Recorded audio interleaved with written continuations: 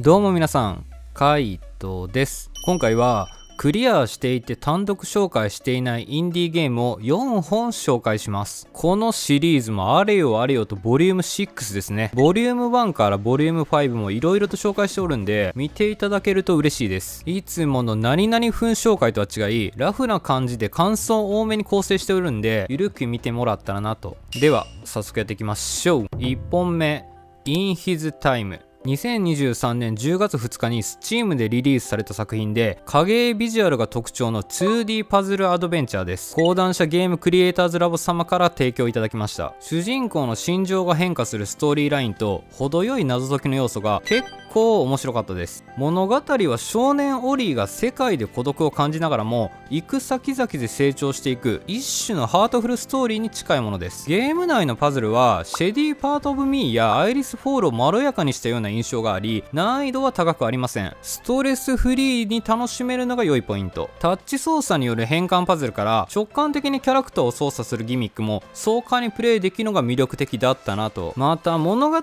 終始重いものの、主人公オリーの心情の変化を感情移入しながら楽しむこともでき、ハマる人には心打たれるものがあります。キャラクターにはボイスが少し搭載されてるんで、喋りかけていくたびにボイス付きでキャッチボールができます。個人的にはボイスオフ機能があればさらに没頭できたかもしれません。クリアとしては6時間ぐらいなんで、ちょっとしたパズルアドベンチャーをプレイした方はぜひ手に取ってみてはいかがでしょうか。 In His Time は Steam で絶賛好評配信中です。2本目、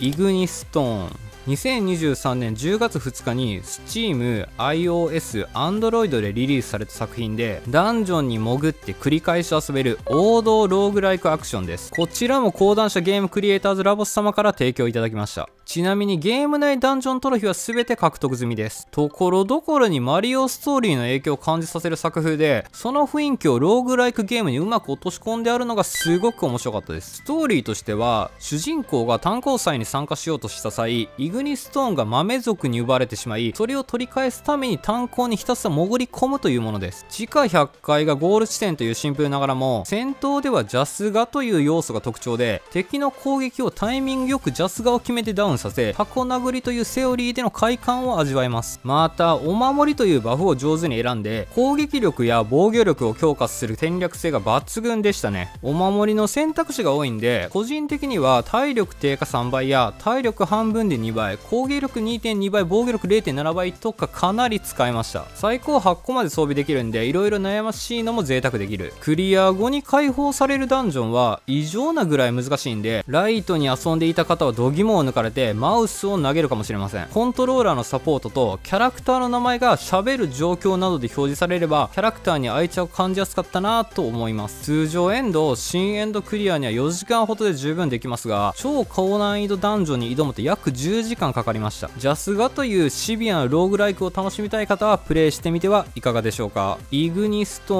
ンは Steam、iOS、Android で現在絶賛配信中です。3本目、ラピスの弾丸。2023年10月6日に Steam でリリースされた弾幕アクションシューティングです。シューティングとは銘打っていますが、実際には主人公が銃で攻撃するのではなく、弾をリバウンドさせて相手のバリアを破壊し、その後にダッシュ剣撃で攻撃する独自のアクションスタイルを持つゲームです。ちなみに雨しずくのアンブレラという別のプロジェクトも同時に開発中なのをお見かけしました。弾幕を避けつつリバウンド攻撃を織り交ぜる戦略が求められ、普通に面白かったです。空に突如として現れた亀裂のエネルギーを利用する秘密結社リードが人体実験を行い、ある研究員がデータを持ち出して離反し、検体になり自らが秘密結社に立ち向かうというストーリーです。全てのキャラクターが弾幕攻撃を仕掛けてくるのが特徴で、逃れられない攻撃もザラにあります。これが普通に面白い。ただ攻撃をリバウンドさせて当てるのではなく、敵の弾幕を巧みに巻き込みながらダメージを与える戦術が要求され、巻き込むことでタイム数、体力、攻撃の威力が向上します。5人のボスキャラクターそれぞれ攻撃モーションが豊かに表現されてて、キャラがとにかく可愛いのが魅力的。とどめを刺す瞬間は連打バトルになるんで、指を鍛えておきましょう。クリア時間としては1時間かからないぐらいでクリアできるんで、剣撃の弾幕シューティングで息抜きをしたいと思った方はプレイしてみてはどうでしょうか。アピスの弾丸は Steam で絶賛好評配信中です。4本目、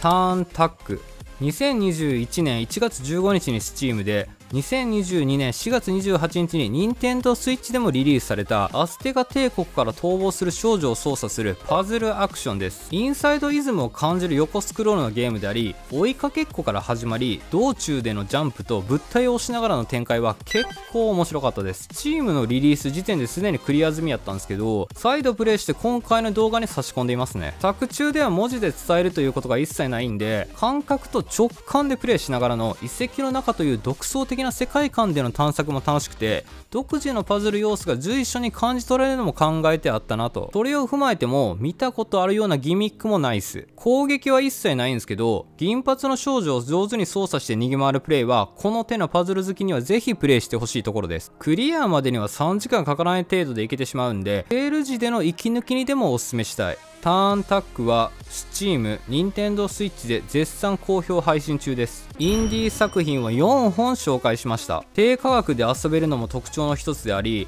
それでも十分に楽しめるのがインディーゲームの魅力。隙間時間でプレイできるものからがっつりとハマってしまうものまで様々だから、インディー探しはやめられない。まだまだ面白い作品が色々とリリースされそうなんで、引き続き探していきたいと思います。この機会にぜひインディーの世界をじっくり覗いてみませんか？きっとこれ面白いのかわからない時に爆違いして当たりに出会った時のアドレナリンが半端ないこと間違いないですよ。このチャンネルではインディー作品を中心におすすめのゲームを一通りクリアして紹介しております。少しでも参考になった方がいればチャンネル登録や高評価をしていただけると幸いです。ではでは